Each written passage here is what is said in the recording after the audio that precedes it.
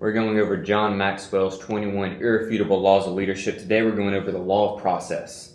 So is there a time where I just wake up and I'm a leader now? Or is it something that just kind of goes along? How does that happen? Is there just a time where you just arrive as a leader magically? Maybe for you, I don't know.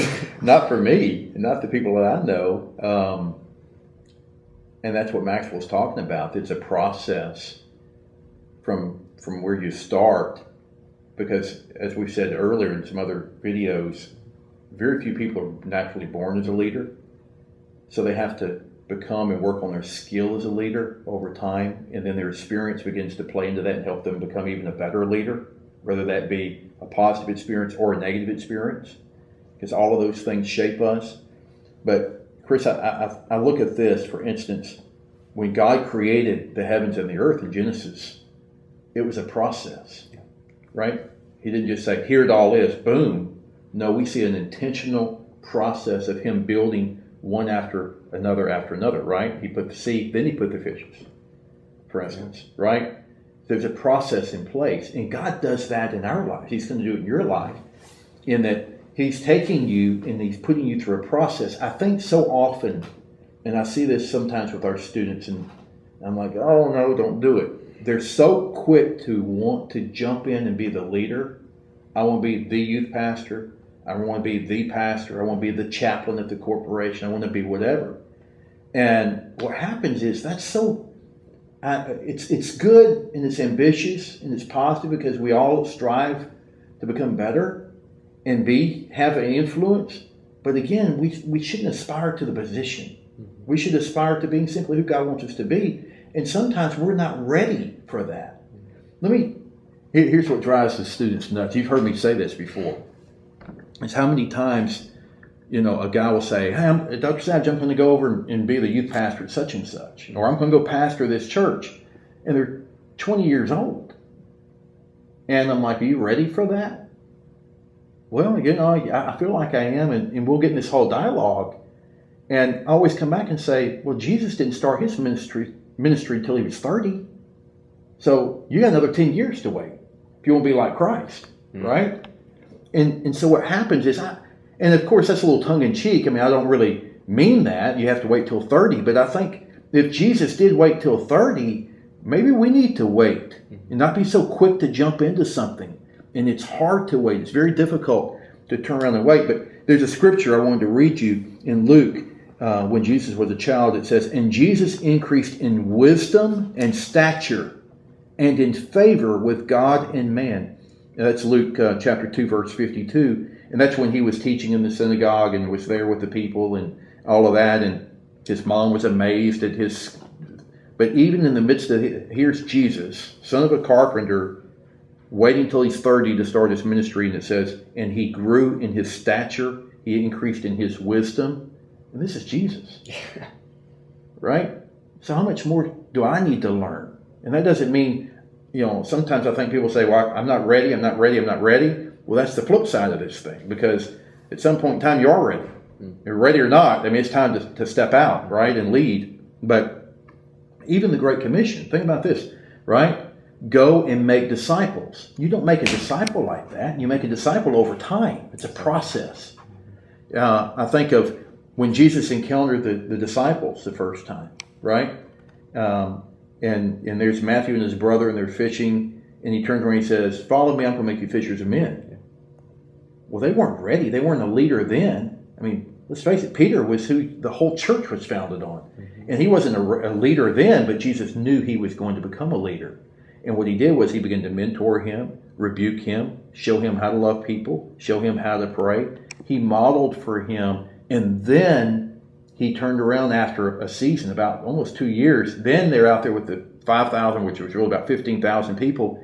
And the disciples said, if you recall, hey, Jesus, these people are hungry. Let's send them away. And he was like, well, you feed them. Us? What you got? Bread and fish? And then we see a ministry happen through their hands. And they start doing ministry. Then he starts sending them out, and they come back and report to him. And then we see Pentecost, and then we see the early church. So that's a full process. Even Paul, for instance, we see him, and he was incredibly educated. We see him emerge. We see him killing Christians, or part of that. Then we see him getting knocked off of a horse and coming to know the Lord. Then we see him as like, the Christians were scared of this guy.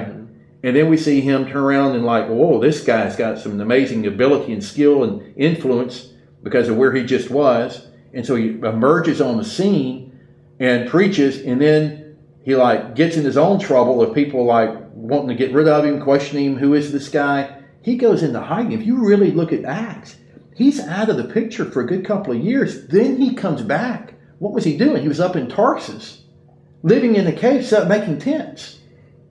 When Barnabas knocked on the door and said, hey, there's a revival in Antioch. Are you ready to go with me? We need you to come lead this revival. Listen, all of us need to wait for God's timing. And when he puts us in the position of a leader, in the meantime, we're honing our skills in that whole process. So I think that that regardless of age or gender or education or anything else, it's a matter of honing our skills and becoming a better leader. So there's a time we got to trust in the process, but at the same time, there's a time where we just have to step out and be a leader. Yeah, I think so. Yeah. And you know, I don't think, I look back, there's never been a time that I felt adequate. Even speaking, I've spoken over, 2,000, 2,100 times or something. And even to this day, it doesn't matter if I'm going to speak to troubled boys in Alberta, Alabama, right? Or inner city Cleveland, to a Glenville high school football team, or to some of the best football players in the nation, a Senior Bowl, for instance, or Aflac or whoever, Nassers. It doesn't matter. I never feel adequate. And I always go back and I guess maybe I shouldn't say this on camera, but every time I speak, I go into the restroom and I try to get by myself, and I get down on my knees and I simply call out to God and say, I'm not capable, I'm not ready. And that's for in Alberta Elementary, first grade troubled boys. Because who am I to talk about life and how to be successful? It's a matter of God doing that and God speaking to people's lives. So there certainly is a process that's in place, and the first place of that is on our knees every day, seeking Lord's guidance and help. So you see Peter, we see Paul, we see a process of these biblical examples. But how does one truly grow as this leader? How does one truly grow as a leader, as we see in Peter and Paul and these different examples? I think it's real, to me, from a scriptural standpoint, we don't have a verse that says, do this, but we see the actions of Christ and how he discipled his guys.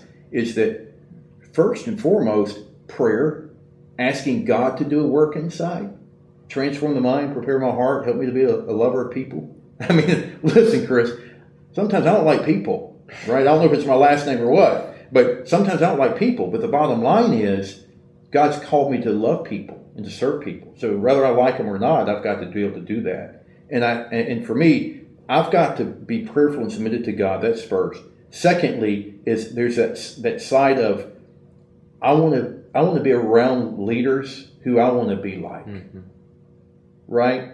And again, going back to what we talked about earlier, people are so quick to become the leader, and then they never get mentored by anyone. So I suggest, especially someone at your age, or college students, young adults, what have you, that you guys should jump into as many internships as you possibly can in the areas that you're wanting to go. So, for instance, if you feel like, hey, God's calling me to be, I'll make it up, a youth pastor at a large church in the city, you should go to a large church in the city and get an internship so that you can learn and see if that's really what God's calling you to do, and learn from someone who's doing it the right way. So a lot of people who are leaders who aren't doing it the right way, a whole lot. And so you and I, we want to find the people who are the leaders that's like, I look up to that guy. I want to learn from him. And I even say, call him on the phone. If you can't, if there's a leader in Nashville, Tennessee that you really like, man, you ought to go on the phone, call that guy and say, can I have 30 minutes of your time? Get in the car and go up there and meet with the guy, right? I did that with Henry Blackaby. I've done that with all sorts of different pastors. I've done that with different leaders in the NFL and in corporate America and so forth, because I want to be a better leader. I want to know how to do that. Fred Wolf, the old pastor of Cottage Hill all those years, it was so noted in Southern Baptist life, he poured into me so much. And I love to, even to this day, he's 78 or something, maybe 79, 78, I think. I love to sit down with him just to learn. And that's what a leader does, is they're a learner first, a follower of Christ, of course, but put yourself in a position around leaders. And then, of course, read books on leadership, study good leadership and bad leadership. Then your mind begins to take shape. Like when you're watching the news at night, you're sitting there saying, wow, that's a leadership problem. And so many times we blame it on, that's a societal problem or a cultural problem or whatever. More times than not, it's a leadership problem. It's like how Maxwell says everything rises and falls with leadership. And he's so right. It really does. It's always the leader that sets the culture and change. So put yourself around people, study leadership, be submitted to God, and let Him shape out your life in that process. Great. Well, thank you again, and thank you for watching and joining us as we talk about leadership.